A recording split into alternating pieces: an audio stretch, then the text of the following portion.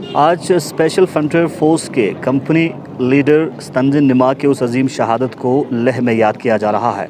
Ladakh Buddhist association की जानिब से आज एक प्रोग्राम मुनक़्क़द किया गया, क्योंकि last year line of actual control पे एक ऑपरेशन के दौरान बहुत बड़ा इंपॉर्टेंट स्ट्रेटेजिक हाइट ऑक्यूपाई करने के बाद शहादत दी थी हमारे देश की सेवा करते हुए तंजिन निमा ने।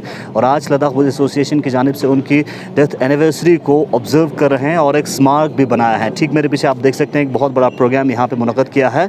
और हमारे साथ बात करने के लिए लद्दाख बुद्धिस्ट एसोसिएशन के प्रेसिडेंट थुप्सन सवन साहब हमारे साथ मौजूद है। सर, हमारे सुनने के लिए बहुत बहुत शुक्रिया। क्या कुछ कहते हैं आप, इस शहीद को किस तरह से याद करते हैं? देखिए, पिछले तकरीबन 1 साल से ज़्यादा अर्सा हुआ है चीन की तरफ से जो उनकी बदनीयती की वजह से उनकी एक्सपेंशनिस्ट पॉलिसी को के तहत उन्होंने हमारे देश पर आक्रमण किया और देश के कई स्ट्रेटेजिक इलाके में, विशेष तौर से लद्दाख क्षेत्र में उन्होंने घुसपैठ करने की कोशिश की। तो हमें फ़ख्र है कि हमारी भारतीय सेना मजबूती के साथ सीमा की सुरक्षा के लिए खड़ा रहा। और विशेष तौर से जिस दिन का आज हम ऑब्ज़र्व कर रहे हैं, कंपनी लीडर निमा तंजिन, वो जैसा कि आप सभी जानते हैं, विकास स्पेशल एसएसएफ एक फोर्स हुआ करता है। इस फोर्स ने न सिर्फ इस जंग के दौरान, वरन उन्होंने 71 की लड़ाई में, आपको मालूम होगा बांग्लादेश जब आज़ाद हुआ तो उसमें भी विकास का बहुत बड़ा योगदान रहा है। उसके बाद करगिल वॉर में भी उनका बहुत बड़ा योगदान रहा है।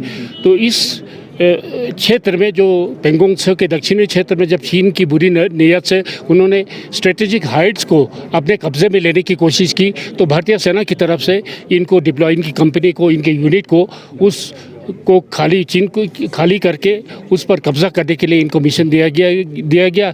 तो उसी में उनको बलिदान देना, अपने प्राणों की बलिदान देना पड़ा। तो ये भारतीय फौज के इन जवानों, ऐसे जो वीर जवान हैं, उनकी कर्मठता की वजह से हम चैन की सांस लेते हैं, चैन की नींद सोते हैं, हम सुरक्षित महसूस करते हैं। तो भारतीय सेना और अर्धसैनिक बल, उनकी अथक मेहनत से ये सब मुमकिन होता है। तो ये एक कृतज्ञ राष्ट्र और लद्दाख के निवासी उनको श्रद्धांजलि देने के लिए इस अवसर पर भारत की सरकार की मदद से हम ये मेमोरियल उनके याद में, उनके पहली शहादत के पहले सालगिरह के मौके पर आज यहाँ पर मुनाक़द की गई, जिसमें कि आप जानते हैं जाने माने सेना हमारे जनरल ऑफिसर कमांडिंग सब एरिया ले, वो भी मौजूद थे। परम पूज्य बकुला रंगोल निमा जी की अध्यक्षता में ये संपन्न हुआ।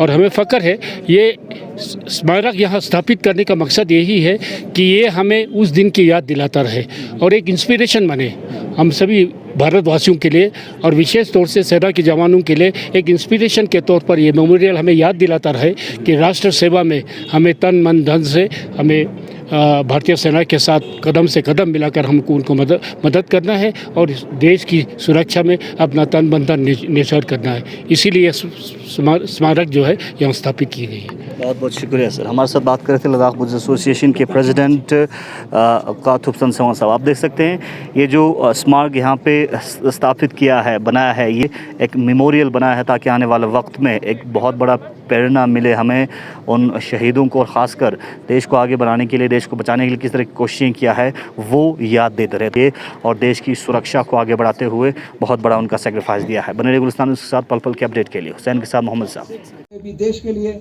सर्वोच्च बलिदान दिया, ऐसे शहीदों को हम शत नमन करते हैं।